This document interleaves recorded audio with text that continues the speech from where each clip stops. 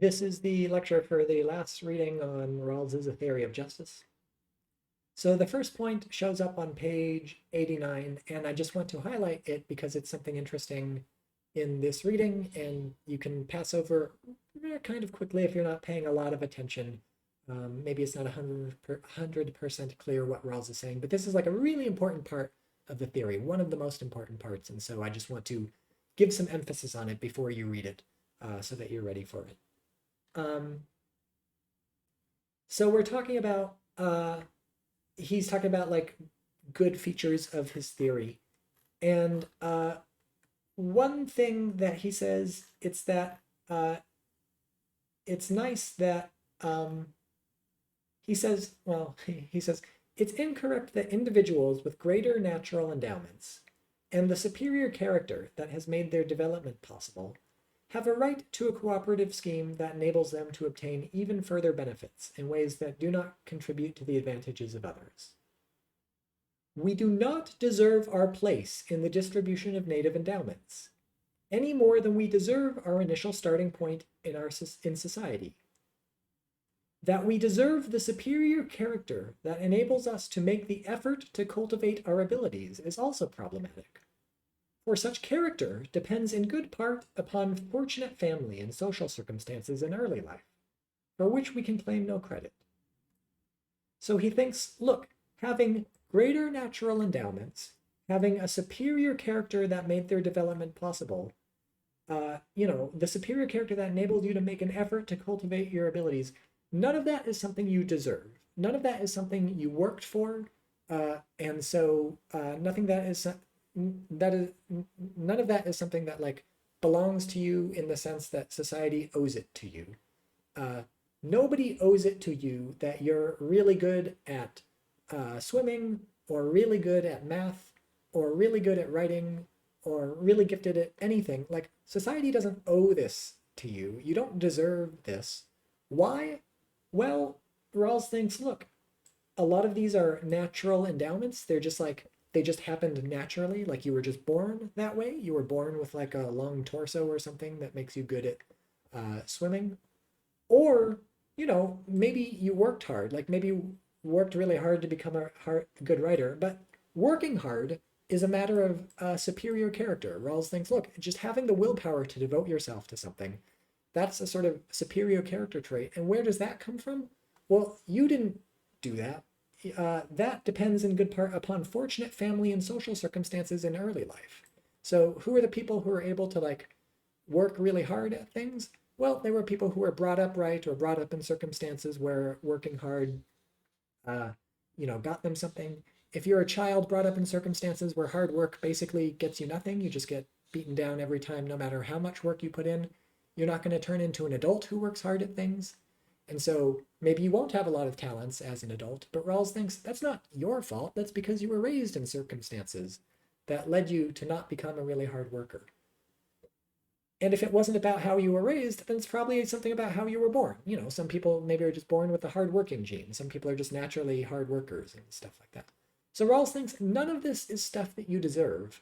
So it's not like you should naturally have a higher place in society just because you're naturally gifted, just because you're naturally talented, or just because you're a naturally hard worker, or just because you were brought up to be a hard worker, just because your parents were good parents and they made you study and stuff like this. Rawls thinks none of that is something you deserve.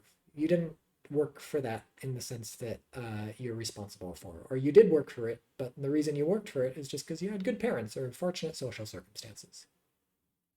So that's an interesting viewpoint. Obviously, not everybody agrees, but like whether or not you agree or disagree, this is something Rawls thinks, and this plays a very key role in a lot of theory of justice. What kind of role does it play and why? I mean, he's talking about this in the reading, so you'll see. But it's just worth reflecting on that because this is a really big part of Rawls, and it's mostly here on page 88 and 89 when he's explaining this. And it goes by a little fast, and so pay a lot of attention to that. Switching now to an entirely different point, but equally important. So we're doing this sort of original position, veil of ignorance sort of thing, where we're imagining what sort of society would you choose in the original position if you had no idea who you were. And so what you're doing is you're making a sort of self-interested choice. You're saying, what society do I want is to be best from my point of view for me. But you don't sort of know anything about what kind of person you are, about what you want. And Rawls says here on page 111, it should be noted that I make no restrictive assumptions about the parties' conceptions of the good, except that they are rational long-term plans. While these plans determine the aims and interest of a self, the aims and interests are not presumed to be egoistic or selfish. Whether this is the case depends upon the kind of ends which a person pursues. If wealth, position, and influence and the accolades of social prestige are a person's final purposes, then surely his conception of the good is egoistic. His dominant interests are in himself, not merely as they always must be interests of a self.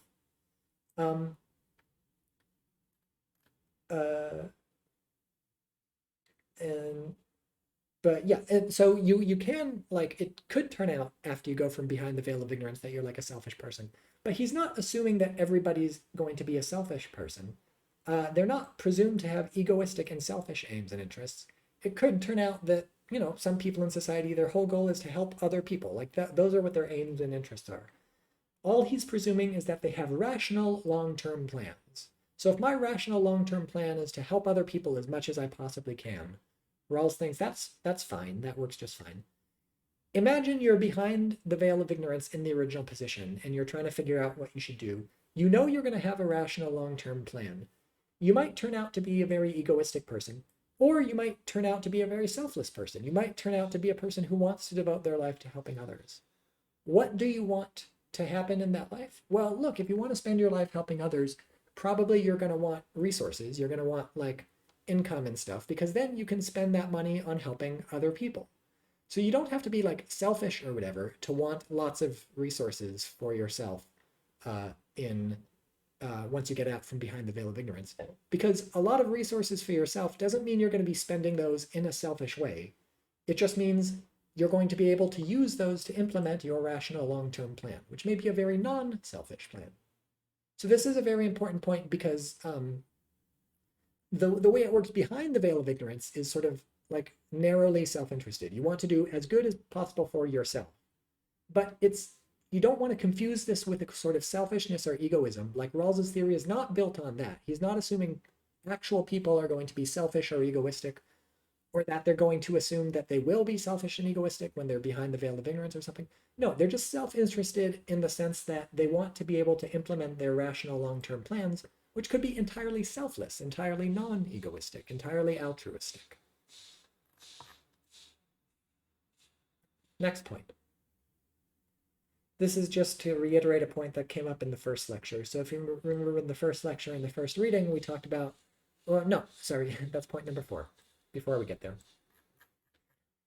This third point is another very important point, which I think only shows up here in this reading. And so I just want to, again, highlight it before you read it, just like the last one about egoism, because it's very important. One of the other things that Rawls thinks supports his view of justice is what he calls the strains of commitment. And what this means, well, maybe I actually won't talk a lot about this, except to say that on page 153 and then on 154, and then even continuing on 154 to 155 and 156, this is where he talks about the strains of commitment. And point number 1 is pay close attention to this. This is a very important topic.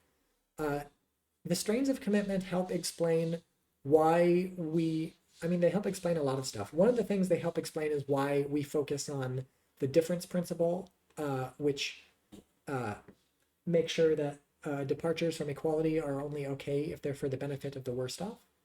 The strains of commitment help explain this, and so you don't know why yet, but this is just to tell you that so you're ready when you read to try to figure that out. Remember, the difference principle is related to mini-max. Mini-max is, maximin, very different things. To maximin, which is maximize the position of the worst off. And so maximin reasoning is supported, Rawls thinks, by the strains of commitment.